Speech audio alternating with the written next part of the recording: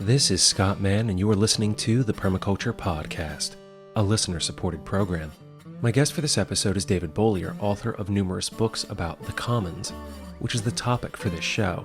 This is something that initially was a little hard to wrap my head around, so rather than try to define it here, I'll let David's description a few minutes into the conversation do this subject proper justice. In addition to defining what the commons are, we also discuss property and property rights, including intellectual property, and things like Linux and free and open source software, the role we have in managing shared resources, both finite and renewable, and how permaculture practitioners can work to create mainstream change through grassroots efforts and alliances. One thing I bring up during the interview is the tragedy of the commons, an article written by Garrett Hardin in the 1960s, which was my first named introduction to this idea, and what the commons are, how they can be damaged, and what we can do to protect them. I recommend reading that piece because of the impact it has had on several generations of conservationists, land managers, environmentalists, and ultimately permaculture practitioners. You'll find a link in the show notes. When you do read it, don't hold on to what you find there too tightly, however, as things change pretty quickly in this conversation with David. As we get started, if you enjoy this podcast, become a listener member at patreon.com/permaculturepodcast. Your support is vital to the continuation of this program. Now then, on to David Bollier. I'll join you afterwards with a class announcement, my thoughts, and some updates. Then, David, if you can tell us a bit more about yourself, your background, and your work with the Commons and how you came to it, and we can take the conversation from there. Sure. Well, I have been a long-time activist, and I spent many years in Washington, mostly with Ralph Nader and other public interest groups. And at the time, my friends and I were mostly doing what I would now call fighting enclosures of the commons, in which various corporations or industries were trying to privatize and commodify things that we share that belong to all of us, ranging from the airwaves, which are used for free by broadcasters, or federally financed drug research, which is patented by drug companies, and then they charge a whole lot of money for the drugs. Public lands, minerals, grazing lands, forests, all of which industry tends to use for highly discounted rates, below market rates. I came to see all of these different things going on. And it wasn't until the 1990s that really I discovered the language of the commons as a way for talking about some of these things which our political culture doesn't talk about. But to give more background on myself, I worked for many years for the television producer Norman Lear as a political advisor to him. Since the early 2000s, have been working almost exclusively on commons-related issues, meaning trying to make sense of a lot of political activity and activist projects in terms of the principles of the commons. Then did your work as a political advisor come from your education or an early career? Well, I had my first job out of college was with a congressman from Connecticut, Toby Moffett, and I worked in Congress for a couple of years. I did a lot of Washington policy and activist-related projects, and that's really what set me on my course, that ultimately leading to my work on the Commons. Along the way, I became very interested in tech and internet issues, and I saw how copyright law was being used to privatize and control all sorts of culture and knowledge and scientific information. This led me in 2002 to co-found a Washington advocacy group called Public Knowledge, which is dedicated to protecting the openness and accessibility of both media systems and cultural works and information. So that was another contributing force to my getting into the commons, because I realized that property rights were starting to come into serious conflict with a lot of democratic rights and values and the freedoms that we should have to create and reuse our cultural inheritance. So those are some of the influences that really got me interested in the commons. I could take this conversation in a completely different direction away from permaculture, because my background is originally in technology, and I was a computer science major in the 90s and used a lot of free and open source software, and have been a longtime advocate for, freeware and sharing of information and ideas electronically. And I know that there's places where we run up into issues of intellectual property rights and the idea that, information needs to be free. What is the appropriate length for a copyright for someone who develops intellectual property versus when it should revert to the populace at large that helped that person reach that point that created it? These things are not so far-fetched from, say, permaculture or seeds or other issues, because there's a lot of issues there where the same sorts of privatization of community-generated knowledge is occurring. So that was actually a very formative influence for me in learning how intellectual property, which is in a way a contrived, made-up field of property rights, which is not self-evident or natural, but highly political. Those same dynamics of political contention are at play in many, many different realms, many different resources. It makes me think about how the public discourse about these issues influences the ways that we see the distinction between private property and public interest. Yes. I mean, in some ways, a lot of people think that property is a self-evident category, that it just fell from the sky or has always existed. But in fact, there's many different ways we can structure property rights. Currently, corporate interests, large concentrated industries, have a keen interest on having as expansive property rights as they can. I mean, they have, for example, claimed trademark rights in common words. There's even trademarks in smells and certain colors, just as an example. And there's patent rights in life forms and genes and nanomatter that's synthetically created. And this is an example of the enclosure of the commons where industries, investors use property rights to push it out as far as possible so that they can maximize their private monetary gains. And this is, of course, a major threat to many of the resources that we share in common. I mean, should a corporation be able to own a life form that's not only morally repugnant, but it diminishes the ability of other people to do research or to innovate with their own products? So there's a whole wealth of issues raised by the character and definition of property rights. Could you give us a background on what the commons are for those who this might be the first time that they've really heard this term applied to, well, such a broad range of topics and subjects, from the land to intellectual ideas? Well, it helps to think, if you think in economics about markets. Well, tell me what a market is. Well, you can give a general definition to a market, but we all know that the stock market or a hardware store or a lemonade stand or a commodities futures market are all very different things, yet we all call them the market.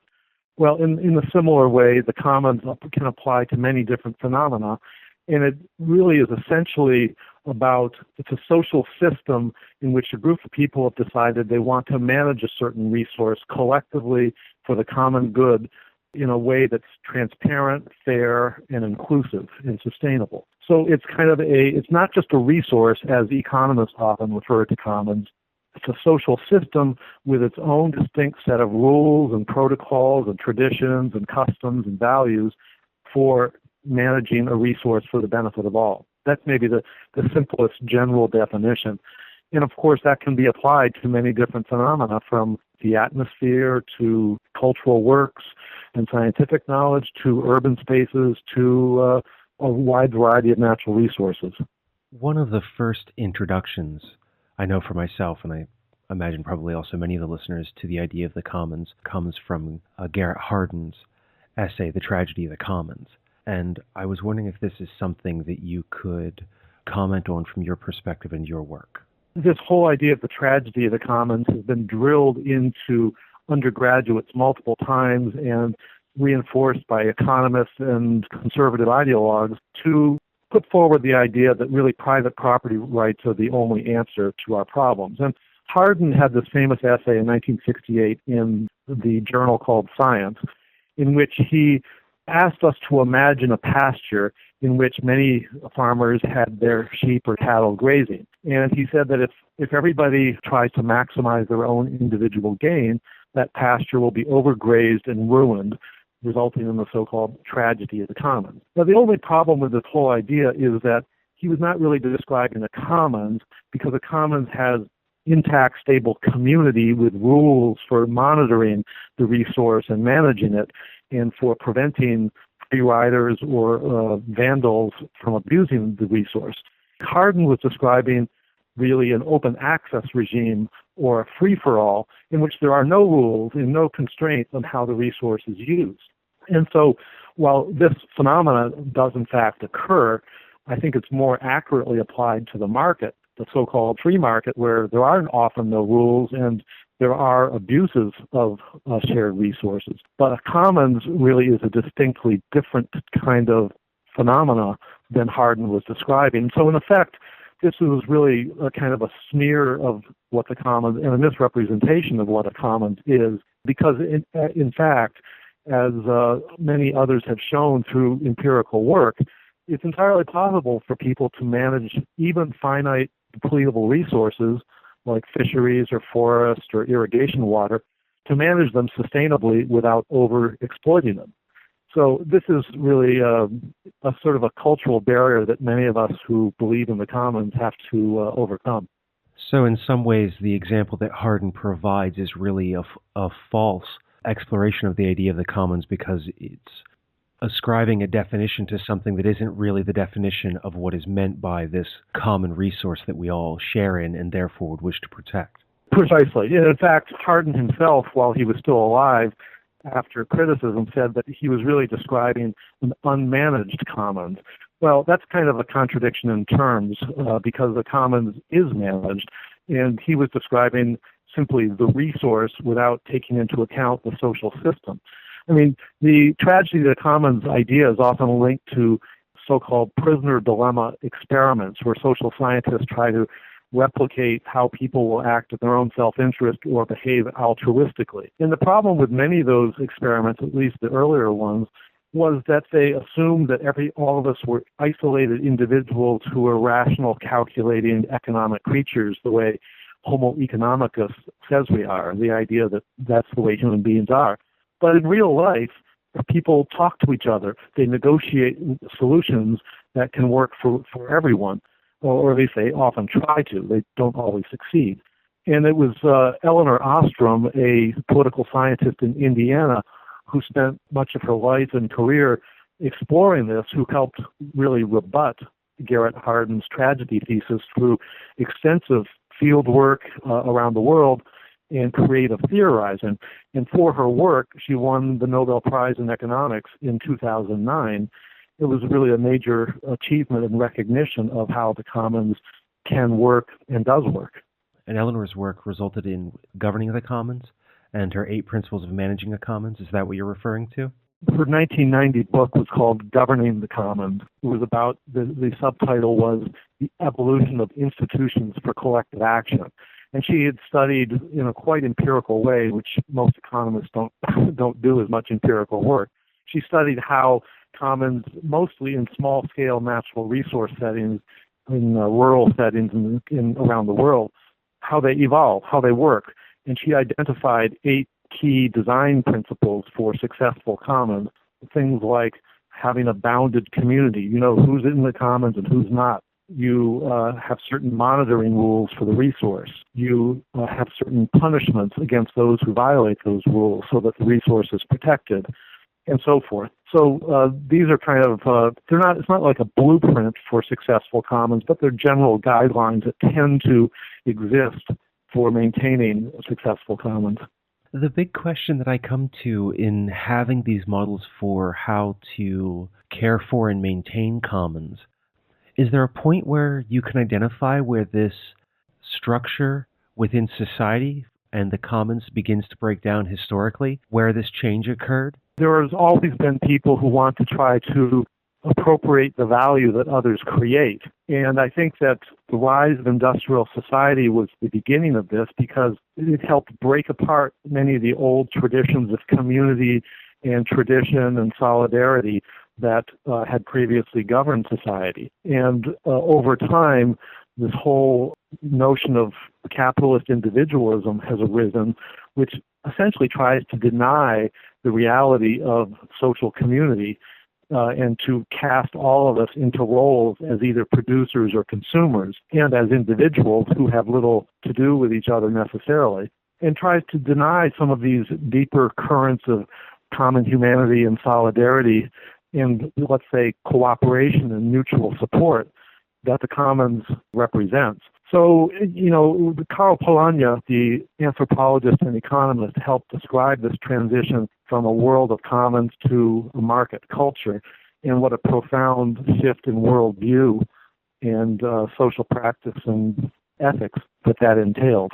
A lot of what we've touched on so far in this conversation points to some of the big questions and explorations that the permaculture community is currently going through, because a lot of our information and knowledge within this system of design, this framework, comes from indigenous cultures. Whether those were, early horticultural societies or prior to that, hunter-gatherer societies. But within those conversations, there's this idea of shared resources, of tending the land, of mutual support. And now as we look to try to build any kind of community around these kinds of ideas, it seems like all the structures that have been built over the last 2 or 3 generations in particular make it almost impossible to do so unless we kind of remove ourselves from society as much as we can and move to areas where there's land available inexpensively and be able to be in an unincorporated municipality of some kind that doesn't have building or subdivision ordinances in order to create something of value. But then in doing so, that removes us from the areas where this information and work is most needed? You've asked a number of questions all in one there, in the sense that I think that what permaculture has created over generations is really invaluable, which is this very rich and deep ethic and set of practices, as well as the community, that has a very different relationship to nature than market players do. It thinks and acts holistically and with respect for living systems as living systems. And that's huge. But in terms of your other part of your question about how this can be brought to the mainstream culture where it's most needed, especially, say, urban areas, that truly is a challenge, but I think that really will require permaculture to go beyond simply its horticulture practices, but into political economy, and to perhaps make common cause with adjacent movements like the cooperative movement and things like community land trust and cooperative finance as ways to make it sustainable within sometimes hostile urban or market environments. Now, that's a whole larger, different discussion, but I think it's perhaps key to the future of permaculture in making itself viable and not simply in a niche on the far periphery of our culture. That's what initially occurs to me when you pose that proposition, but you shouldn't make any mistake that permaculture has a huge amount to offer in terms of its ethic and culture and knowledge and relationship towards nature. To take these two realms with all that they share, how do you see permaculture folks being able to address this privatization and enclosure of the commons in order to be able to bring more of that back to the people? Well, I think that it will require new types of institutions that can, first of all, acquire the land and in places where it can benefit people more. And as you know, there's a whole local food movement that has many different dimensions, from the relocalization movement, the community-supported agriculture, and different types of co-ops, and the slow food movement. And I think that within those worlds, there's probably many allies who would make common cause with the permaculture world in helping move their shared values together forward. But I think that this will require some greater affirmative attention to the finance and institutional structures to move it forward. And in the course of it, I think that the permaculture world will have to start to grapple with the political economy more as it is, and the threats that market culture per se poses to the ideals of permaculture. Because there are so many of these different types of movements that are struggling with similar issues, I think there's a great potential for synergies. Get the transition town movement involved and many of these others. I think there's a huge synergy that could be exploited. I frankly don't know the state of some of those conversations. I suppose it varies from one region to another around the country. It very much does, and it's as permaculture has grown over the almost 40 years since its beginning, there are now these different groups that have arisen from permaculture, such as the Tradition Town movement, that many of those members aren't necessarily steeped in these earliest beginnings or are familiar with permaculture as one of those foundational pieces. And now they kind of stand on their own, that perhaps there's a place there where we can begin to network more and reconnect with some of these different groups that kind of came from this wellspring. I think that would be extremely valuable because I think permaculture has such really, I think, depth and subtlety of understanding that many of the newer movements could benefit from this. I think that, ultimately this is, I think, about culture and social practice. And we're going to have to create some new hybrids to go forward. But those people who are steeped in the permaculture tradition, I think, really would have a lot to contribute to these other movements. And I would imagine many of these other movements would welcome some of those insights and ideas. But, we are at a new frontier politically and culturally, and we need all the mutual support and allies we can get going forward. There are two images that come from that. One is of permaculture lobbyists and folks putting on their suits and going to Washington with their political contributions and, sitting down with lawmakers and having conversations directly, which is something that I don't know we've engaged in a lot lately, that kind of direct political, like one-to-one activism. I would take issue that that's necessarily the answer because, I think that many of the traditional legislative policy answers are non-starters, if only because our system is so corrupted by campaign finance. That, yes, we need to do that kind of work, but it's not necessarily going to yield the best result, the most lasting results. That said, there are many opportunities for non-policy driven advances that work out, in, for example, establishing one's own land and farms and working locally or regionally with allies to help develop a new type of food system. For example, there's a group in Fresno that started the Fresno Commons, which is trying to reimagine the entire food chain, value-added food chain from growing to distribution to retail, which is an attempt to, without the benefit of policy as such, reinvent value for people and to take some of these growing practices to new places in ways that are financially sustainable. So I think that locally there's a lot of opportunities for working within the cracks and in some ways using social community and solidarity to outcompete markets with quality, better care for the land, better care for workers. And, that community engagement can go a long way without having to get on your suit and go to Washington and fight a losing battle or fight a winning battle that's reversed next year. So I would just urge people to consider those self-help solutions on a community basis that are probably going to be more lasting. Not to sound too cliched, but by working through those cracks in building with our allies, we return to kind of like a grassroots power to the people kind of approach, by working in parallel with some of the existing systems or even outside of them?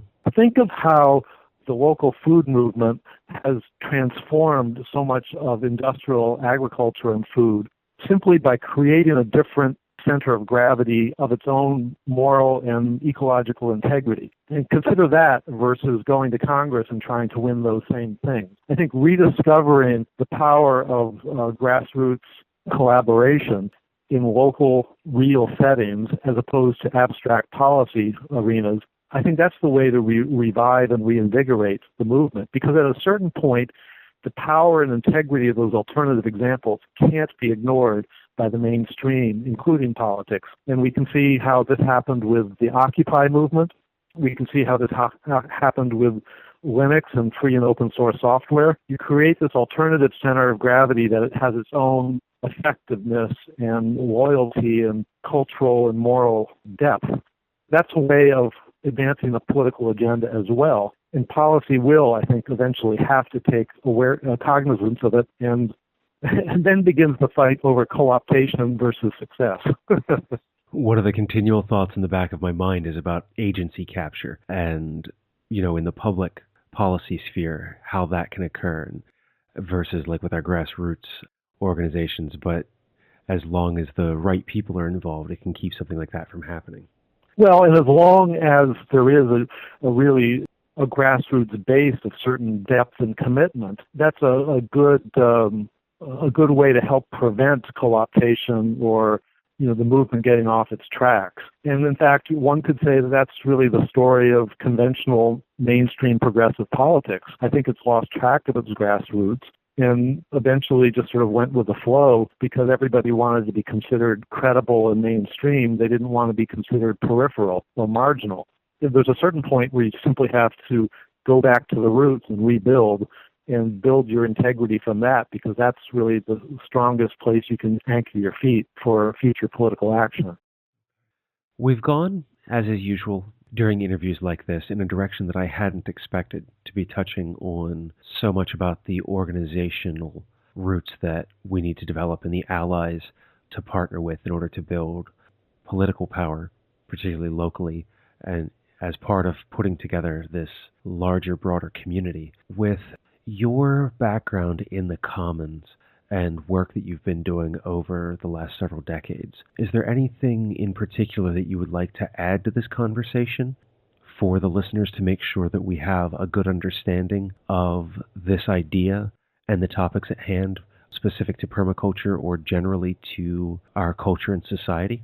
One reason that I find the Commons attractive is it's kind of a meta language that, first of all, asserts a different logic and ethic than the prevailing, let's just say, free market discourse, for one, or even I would go further, even more than liberals do, because even American liberals tend to believe in the whole mythology of constant economic growth, human progress through technology, and individuals as the privileged unit of talking about things, and not really thinking about collectively devised solutions. So one, the Commons helps assert this different logic and says that no, certain things shouldn't be sold in the market. Certain things should be inalienable. And there are different ways to create value than through market exchange, the Commons being one of them. And we see that extensively in the digital world, where all sorts of values created with neither the market nor the state directly involved. So the Commons as a language helps assert this different value proposition, but it is general enough that all sorts of different factions that are often isolated and not in communication with each other can begin to see that they're all, for example, victims of market predation, that they all share general values about the importance of community, ecological protection, and limits on markets. So what I'm suggesting is the Commons can be kind of a staging area for bringing together diverse factions and finding how collectively they have a lot more in common than they do apart. They can and should get out of their silos and recognize their, and you might say, their identities as commoners, a term that is is used extensively in Europe. I do a lot of work with European activists, and I have to say they are far ahead of Americans in understanding some of these issues and in using the vocabulary and concepts of the Commons to resist, to protect their shared resources, and to build new sorts of politics. And I think that's essentially the agenda that we have to tackle in the United States as well. And I think that the Commons discourse gives us a way to start to think about that and to start building that alternative world. I think about that role of language and the various cultural myths, especially within the American context. Something that you touched on with slightly different language earlier is that idea of like the rugged individual. And I think of something that I keep coming back to is my grandfather was a farmer. In many ways, perhaps one of the most mythologized ideas of an individual who can be out there on their own, being able to feed their family and take care of themselves because of all the resources of the farm while still returning something then to the market for sale, without necessarily acknowledging all the other people and systems that were necessary to keep that farm running, like calling the welder to come in and to fix a plow if it broke, or someone who was familiar with small engine repair if something happened to the tractor. There may have been certain places where the farmer or my grandfather were more self-sufficient than those who were living in the city, but they still depended on the give and take of all of the different systems within their community in order to do what it is that they did. I think that as Americans, we're confronting some of these myths and their limits because, the much celebrated individualism is often just a sham, because we find that extreme market culture, which casts us as consumers, for example, tends to be hugely alienating and separates us from each other. And it doesn't acknowledge how much we live in a world of social and ecological interdependency, which interdependencies we need to start to acknowledge, especially in this world of climate change, because it's precisely this other cultural outlook and behavior that has been aggravating so many of our ecological problems. I think the Commons helps us start to name something that hasn't been named or fully recognized, and it helps us begin to use that in more constructive ways instead of just beating endlessly on so-called individual solutions, when in fact even the most rugged individual is dependent upon the market these days, and markets tend to be more concentrated and exploitative than ever before. So I think the answer is a lot of mutual support, cooperation, and sharing as ways to build new types of production and self-governance at a time when the market and the state are really captured allies, unholy allies who are really not necessarily serving the bulk of the people anymore. That's something that I think the Commons helps us address. Addressing that idea of the market and the state and how a good solid foundation of a grassroots organization can help move all of these policies and things along. It reminds me of a story that I heard last night that General Mills is now removing all of their artificial colors and preservatives and sweeteners from their product lines because of this push for more transparency in the food system, less artificial ingredients, and more organic products, that the consumers' choices are beginning to change the large corporations. And I'm wondering how, moving forward, if we're able to push more of these issues to the forefront, that can then in turn change not only that relationship between the markets and government, but ultimately the markets and government themselves. I think absolutely. I mean, you cite a very good example. I think increasingly, especially as social communities can make themselves visible and influential through the internet, corporations are having to respond. And this was, in the pre-internet world, that wasn't as possible. So I think that we do have capacities we didn't have in terms of asserting different consumer demand. That said, I think there are limits so long as industry is as concentrated as it is, especially in the food sector. And we need to start exploring both the local alternatives to save on fossil fuel use and other ecological problems, but to have greater access and social equity through local systems that maybe are cooperatively owned, or at least locally responsible businesses, as opposed to ones that are responsible to foreign investors who simply want to see our locality as a financial colony to be exploited. So I think it's great that we can assert our cultural strength versus the food industry, but I think we need to also start imagining different systems for producing, distributing, and consuming food than we've had, because the existing system, because it's so concentrated, has a disproportionate political influence and therefore affects policy and law and courts in ways that structurally are against our interests. So I'm simply amplifying on your point that, yes, we need to go back to the grassroots and build up our power with integrity from that location. And looking at many of these issues that are currently occurring with food or the justice system and many other realms of our cultural arena, is that what we're working against are systemic issues and needing to find those leverage points where we can create and affect the most change. It's absolutely systemic, and that's what we need to come to terms with. And so much of the focus on the individual, for example, will not get at those structural systemic issues. And the only effective responses will be collective ones, because it's a collective problem in the first place. That's again why I think the Commons is something to contribute to this dialogue, because it's about initiating a new set of terms of debate and new systemic critiques, as opposed to working within the framework that is so mainstream today, which simply doesn't have the vocabulary, the concepts to name certain problems. In some ways, you have to be able to break the frame if we're going to move beyond it.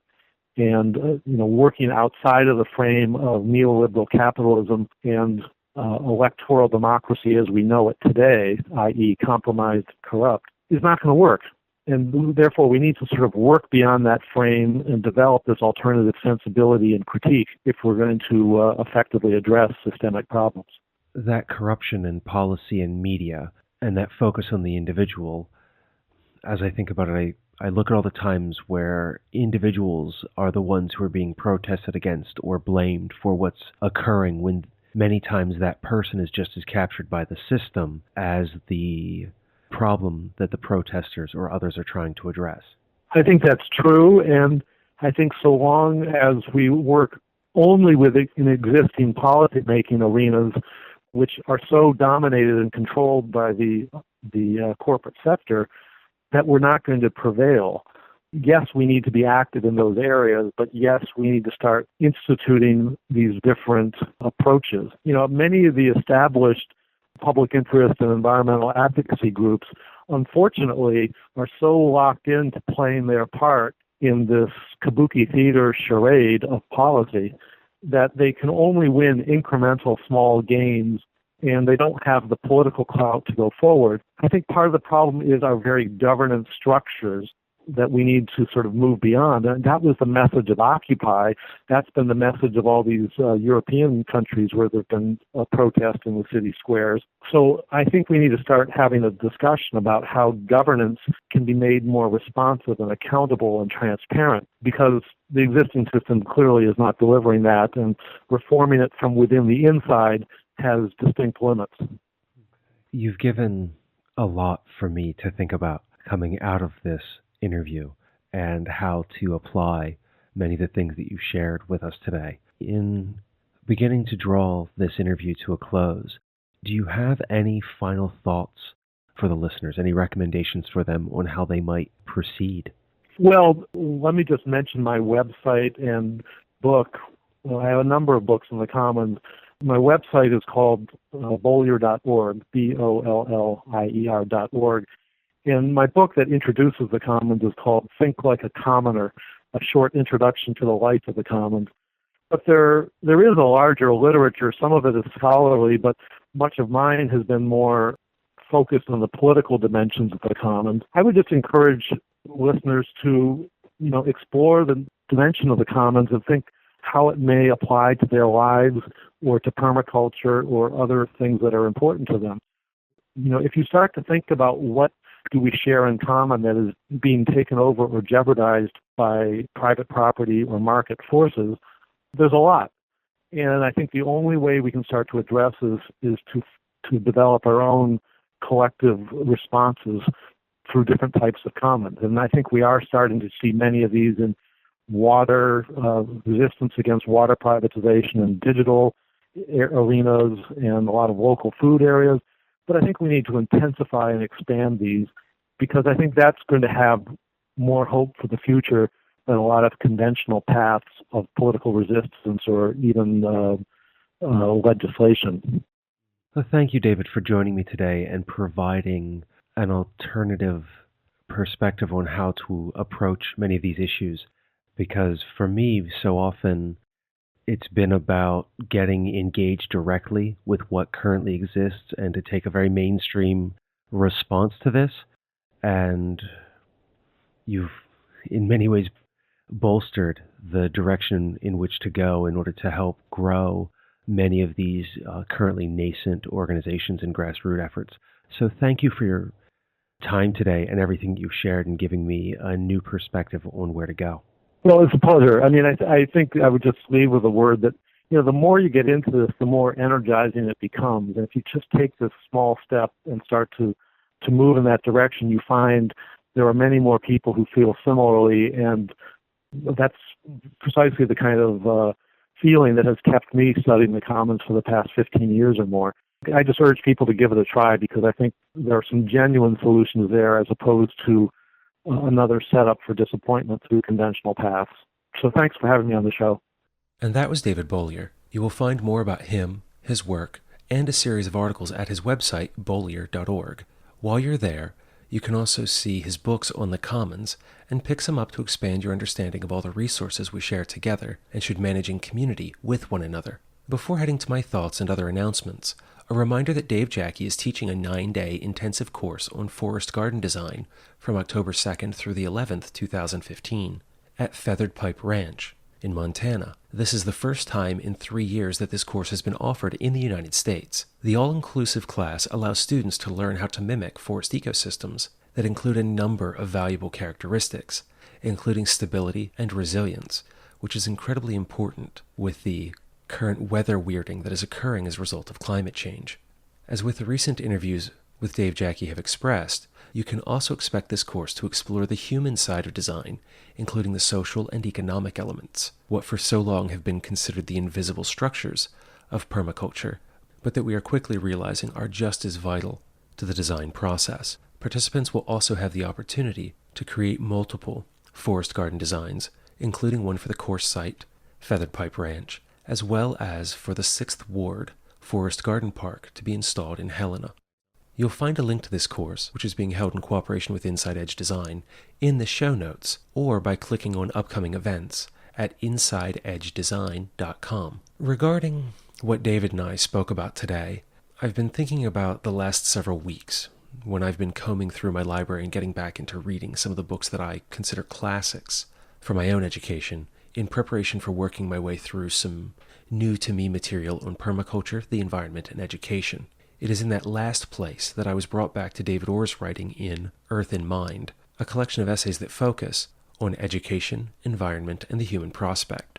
If you've never read it, though it's been over 20 years since the first edition and over 10 since the 10th anniversary update that I have in my library, I recommend getting a copy. David Orr looks at a variety of issues using education as the common language, similar to how in permaculture we use the landscape as our point of reference. But what really frames the various pieces of Mr. Orr's writing are the environment and communities, that very human element. At one point, David Orr looks at how, just as David Bollier points out, the Industrial Revolution changed our interaction with the environment, one another, and the connections that we share by being in community. Though we've always used resources as a species, the last several hundred years have changed the scope and scale of our ability to extract materials from the environment and in turn to change the world around us. What once took generations can now be accomplished in less than a human lifetime. Where before we had to rely on one another, the culture we live in now allows us to disconnect as much as we can afford to do so. We don't have to build long-term relationships with Earth or the people near us. We can take from some far-off place or hire the services and skills of anyone willing to do the work, and in turn feel insulated and isolated in our personal castle, whatever the form it takes.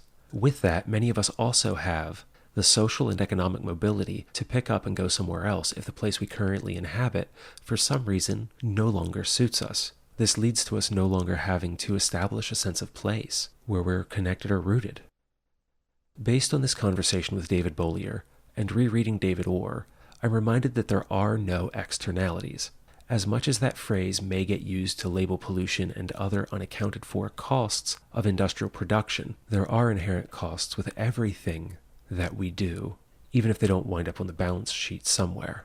And it is our disconnection from place and each other that allows for so much environmental and ecological devastation. We don't have to care about where we live or the people around us anymore because of that loss of community. Society and culture move forward at a scale that still sees the world as infinite and only the moment that we currently live in, not considering the long-term temporal impacts of what we do, and that allows the ongoing extraction of resources rather than looking to regenerative practices, and also allows the economic subjugation of others so that the resources we do care about go unmanaged for the rest of us.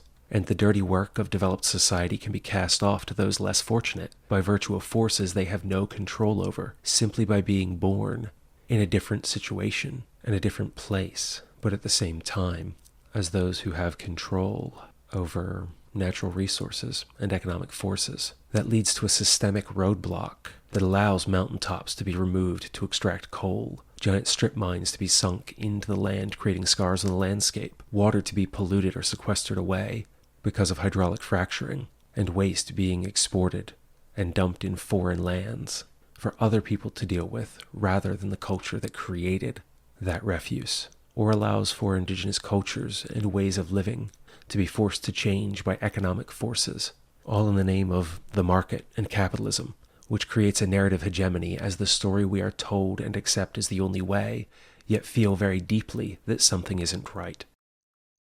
We as permaculture practitioners have a way to show the world what can be done to make a world where all can live, not just human beings, but all life, and that we can thrive abundantly and in a land that we care for and in return cares for us. We know the landscape. That's part of the initial attraction for many to permaculture. There's a formative experience that we have that makes us care, which is something we talked about some in the round table with Charles Eisenstein, Dave Jackie, and Ben Weiss. For me, it was about family and the people around me. For others, it was a connection directly to the land. And that's great. Let's keep that up. Continue to grow food where we are, especially for those of you who are good at getting your hands into the earth and creating it in quantities large enough to feed not only yourselves but your neighbors, for the permaculture farmers and folks doing broad-scale application. But there are so many other places for us to plug in, as David Bollier explicitly referred to in this conversation. And I look to the community organizers who are good at building networks and connecting to go and begin forging alliances with our neighboring and related movements, to go and find out the ways that we can be allies to people who are already resident in place, while also pulling in the transition towners, the slow foodies, and the slow money investors. But there's more to it than that. I'm often asked, how can I apply permaculture to my life? Or how can I create a permaculture living for myself? And so far the models have been about going and teaching or becoming a designer. But I still think that the best way that we can take this material to the places where it's needed is by applying permaculture to the place where we already are, where we have our education, our experience, and our background. There are engineers and architects who listen to this show and who are interested in permaculture. So I challenge you to design systems and products in homes that have life cycles that account from the creation to the eventual recycling, disassemble, or destruction of something. How can we do more with the embodied energy of what we create? I was always a big fan of Linux and free and open source software because it would run on some of the oldest hardware available based on the distribution. Something like Minix, if I remember right, was one floppy disk. At one point I was running off of an old monochrome 286 laptop, and I was able to do real work with it. So software engineers and programmers, how can we extend the life of our devices? Rather than increasing the size and bloat of things, how can we streamline software to make it more useful and run for longer, rather than on this current 3 to 5 year replacement cycle?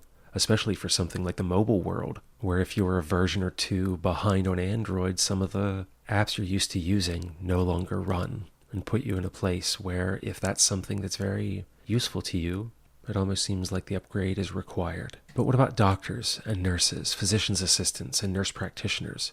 How can caring for our health be made more accessible and use less non-renewable resources? I ask because a recent news report on local talk radio addressed how many plastics and disposables are used in healthcare. What about sterilizing and recycling after use? How can we change where that waste goes? And what happens to all those needles that go into a sharps container? Are they just thrown away? Lawyers, legislators, judges, people who are involved in the creation of laws and the legal system, what can we do to allow permaculture to be practiced more readily and to make the things we want to do no longer illegal? Where are the leverage points where we can work outside the system without risking everything that we have to fines or prosecution? For those who work in service sectors, from food to entertainment, how can the work you do be made to fall more in line with the ethics of this system of design we call permaculture? As a community of practitioners, we are not alone in our practices and have a wide variety of talents, skills, backgrounds, and experiences to pull from. But we can't do this as individuals. Together, however, we have the ability to elevate this work into a broader, stronger grassroots movement that can change the world for the betterment of all life and Earth by tackling the many systemic issues that we face. Come join me. Let's do this. Get in touch. Let's figure out how to make all this actionable and begin to protect the commons and really truly build the world we want to live in. Call me, 717-827-6266, or email show@thepermaculturepodcast.com if you have some ideas. Or if you're doing this kind of work, I want and need to know about it so that other people can connect to what it is you're doing, and so the narrative can continue to move forward and impact our own lives, the communities we live in, and the world at large. As I prepare to end this episode, a few announcements. First, I'm moving the regular release day for the show to Thursdays rather than Wednesdays, with best-ofs, permabites, and other supplementary material appearing on Mondays. Second, I'm heading to Baltimore on July 11th to record an interview with Victoria of Charm City Farms to discuss the work she and her partner are doing to bring permaculture and food forests to Baltimore. July 13th, I sit down with Adam Brock as a follow-up to the recent interview with John Wages about Permaculture Design Magazine and to talk about Adam's role as a guest editor. July 29th, Toby Hemingway and I are scheduled to talk about his latest book, The Permaculture City. If you have any questions for these upcoming guests, let me know by the usual ways, or join in the conversation at facebook.com/thepermaculturepodcast, or send me a message via Twitter where I am at permaculturecst. Finally, August 20th through the 23rd, I'll be at Radical Gathering in Bowling Green, Kentucky, running a permaculture question and answer session on Friday afternoon, a community visioning workshop on Saturday morning, and delivering the Saturday night keynote address.